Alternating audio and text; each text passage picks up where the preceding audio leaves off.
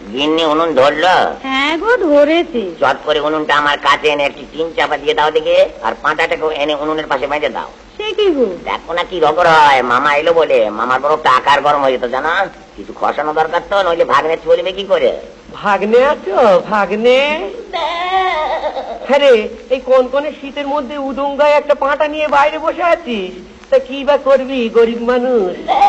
আর ব্যা করতে হবে না, নে মামাকে প্রণাম কর। সে কি পাঁটায় প্রণাম করবে কি রে? হ্যাঁ মামা, ওই তো এখন আমার গার্জেন। খালি গায়ে বসে আছে কি সাথে? কাছে এসো না, পাটা কিরকম গরম দিচ্ছে দেখো। দেখি দেখি। আর টিপছো কেন? বেশ গরম দিচ্ছে তো। হবে না, সন্ন্যাসীর দেওয়া পাটা তো, তাই তিনি এত আরাম পাচ্ছি। দেখ কাজ কর, পাঁটাটা আমায় দে। কত টাকা চাই বল, আমি এখনই দিয়ে দিচ্ছি। ছেলেগুলো স্কুলে যায় হি করে কাঁপতে কাঁপতে, পাঁটাটা সঙ্গে থাকলে তো দিব্য গরমে থাকবে।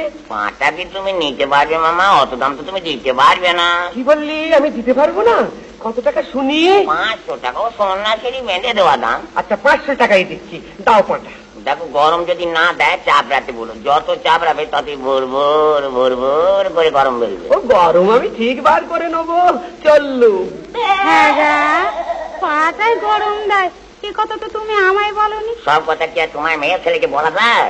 শোনো, মামা বার এলো বলে খাতায় ওই যে দুটো একরঙা গোলাপ পায়রা আছে না, ওর একটা আমাকে দাও টিকিন বার করে, আমি বেরিয়ে যাচ্ছি। আর একটার কি হবে? আর একটার কি হবে? মামা যখন আমাকে এসে খুঁজবে তখন ওইটাকে ছেড়ে দিয়ে আমাকে ডেকে আনতে বলবে। ভাগ্নে, ভাগ্নে। ওই এসে বোঝাতে আমি চললুম। কোথায় ভাগ্নে? পাটাটার কি হলো? পাঁটা সেদ্ধ হয়ে গেল। পাঁটার কি হলো? চাপড়ে চাপড়ে পাঁটার দপা রপা হয়ে গেল, তবু গরম দিলে না গা। বলি কোথায় ভাগ্নে? ওই পায়রাটাকে ছেড়ে তো ডেকে নিয়ে আসবে। হ্যাঁ, পায়রা এটাকে নিয়ে আসবে? ছেড়ে দিয়ে দেখো না। আচ্ছা এই দিলুম ছেড়ে। মামা ডাকছে, মামা ডাকছে। পায়রাই তোকে ডেকে নিয়ে এলো? হ্যাঁ, কি ঘাড় দুলিয়ে দুলিয়ে বললে মামা ডাকছে, মামা ডাকছে, বাগবাকুম কুম বাগবাকুম কুম। এইরকম করে বললে? বলবে না, ওই যে যুদ্ধের পায়রা গো, ওই তো আমার সব খবর আনা নেওয়া করে। তাহলে তো ভালোই হয়েছে। তোর মামির বাক্যির চোটে চাকর বামুন তো 3 দিনের বেশি টেকে থাকতে পারে না। মাসের মধ্যে 15 দিন ছেলেগুলো না খেয়ে স্কুলে চলে যায়। তাহলে পায়রাটাকে দিয়ে তো খবর দেওয়া যাবে। শুধু খবর দেওয়া কেন, কি কি রান্না হয়েছে সব লিস্টি করে ওর পায়ে বেঁধে দিলে আর দেখতে হবে না।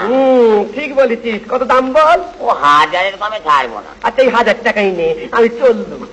হ্যাঁ গা, পায়রা তোমাকে ডেকে নিয়ে এলো, আর আমি কতদিন ধরে বলছি আমার বাপের বাড়ি একটা খবর এনে দাও গো। মজাতে সে পায়রা নয় গো। আমি কোনো কথাই শুনবো না, আমার বাপের বাড়ি। করো, মামা বাড়া এসে পড়লো। কোথায় ভাগ্নে? পায়রাকে ছেড়ে দিতি, সেই যে নিম গাছের ডালে গিয়ে বসলো আর নামে না। ঢিল মেরে মেরে হাতের নড়া ব্যথা হয়ে গেল, খাবারের লিস্টি পর্যন্ত পায়ে ঝুলছে। আর তোর ঘরে আগুন দিয়ে তবে ছাড়ো। বাবা সত্যি সত্যি আগুন দিতে দেবো? আমি কোনো কথা শুনবো না।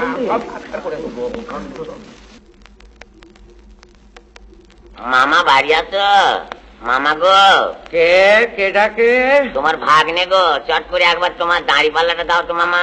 দাড়ি পাল্লায় কি হবে রে? ও 1 বস্তা টাকা ওজন করতে হবে। টাকা 1 বস্তা? সে কি রে?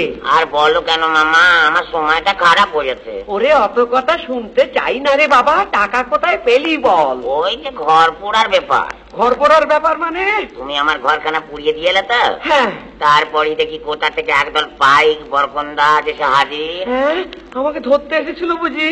আমি তো তাই মনে করেছিলাম, সেই দেখি আমাকে ধরে নিয়ে গেল। তোকে ধরলে? বেশ হয়েছে। তারপর নিয়ে গিয়ে উত্তম মধ্যম দিলে তো?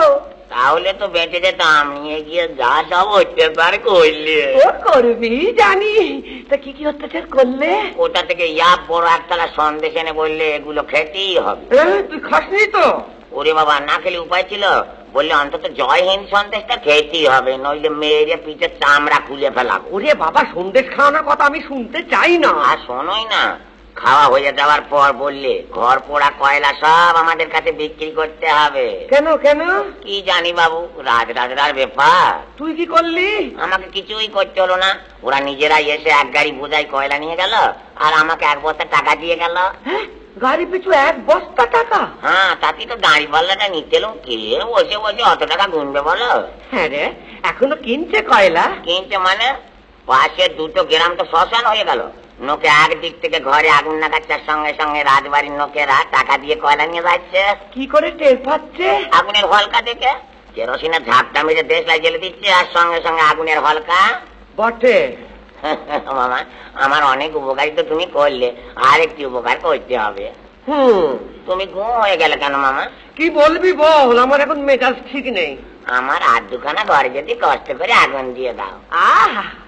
আমার খেয়ে দিয়ে কাজ নেই, ওর ঘরে আগুন দিতে যাব কেন? আমার ঘর নেই, আমার নিজের 6খানা ঘরে আজ আগুন দেবো, 6 বস্তা টাকা পাবো। সে তো বলতেই আমার মুখা হাঁটবে, কে ছেড়ে দেয় বলো? তবে আগুন দেবার আগে বাবের যদি একটা অনুরোধ রাখবে। আবার কি বলবি? মামা গো, আমার বউকে যদি দয়া করে টেনিয়ে মেরে দিয়ে আসো। হ্যাঁ, তাহলে খুব ভালো হয় আর কি, মামাকে জেল খাটানোর সুবিধে হয়। কি যে বলো তুমি, রাজবাড়িতে কি লিস্টি টাঙিয়ে দিয়েছে জানো না তো? কি দিয়েছে? লিখেছে যে অপঘাতের মরা এনে দিতে পারলে 500 টাকা, ঠেঙিয়ে মারা 20,000 টাকা, আধ মরা 10,000। সেই জন্যই তো বলছি আমার বউকে যদি মেরে দিয়ে আসবে। কেন, আমার নিজের বউ নেই যে তোর বউকে মারতে যাব? ঠিক হয়েছে, ঘরে আগুন দিয়ে আজ ঘর শুদ্ধ সকলকে এক ধাপ থেকে মারবো। ঠেঙিয়ে মারা লাভ বেশি। ও ঠেঙিয়ে মারবো। মামা গো, ওগো মামা, মরবার আগে জানো আমাকে আধমরা করে দাও, 10,000 টাকা পাবো। ওরে আমার কে রে? কেন আমি আধমার হতে জানি না? এই কপাল ঠুকলুম, এই ঠুকলুম, এই ঠুকলুম, এই ঠুকলুম। তুমি ঠুকে দাও, থাম্বা, না হলে আমি বলবো। ঠুকলুম, ঠুকো, ঠুকো।